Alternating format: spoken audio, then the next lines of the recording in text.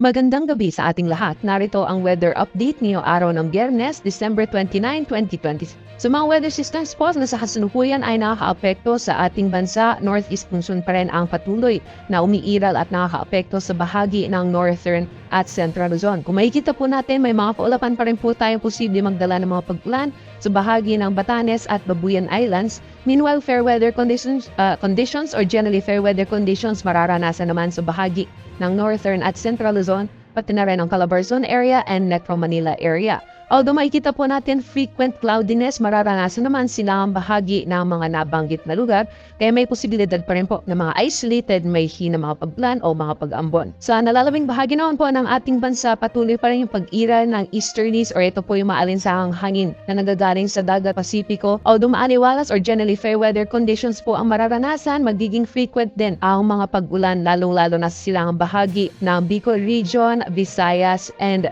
Mindanao area. So dyan po sa Bicol Region, Eastern Visayas at Mindanao, pati rin sa Caraga at Davao Region, posible po yung mga isolated rain showers or thunderstorms and magiging frequent po sila as compared sa nalalabing bahagi ng ating bansa na posible pa rin makaranas ng mga panandali ang buhos ng ulan sa kadalasan po yan sa hapon o sa gabi. And currently, wala naman po tayong minomonitor na low pressure area o bagyo sa loob at labas na ating Philippine Area of Responsibility. Dapat naman po tayo sa magiging lagay ng panahon sa Luzon bukas. Simula po bukas, unti-unting hihina yung epekto ng northeast monsoon o hanging amihan. Although magiging maliwalas po yung panahon, mainit at malinsahang panahon ang mararanasan sa malaking bahagi ng Luzon, may posibilidad din ng mga isolated rain showers or thunderstorms, lalong-lalo na sa hapon o sa gabi.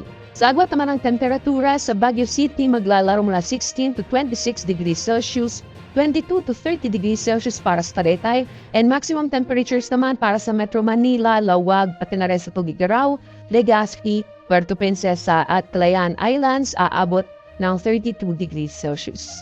Diyan din ang magiging laday ng panahon sa Visayas at Mindanao, although gaya po ng nasabi natin kanina, magiging frequent ang mga thunderstorms o mga pag-ulan, lalo-lalo na silang bahagi ng Visayas at Mindanao. So dyan po sa Eastern Visayas, Caraga, Davao Region, frequent thunderstorms ang mararanasan, although makikita pa rin po natin or sisikatan pa rin po tayo ni Haring Araw.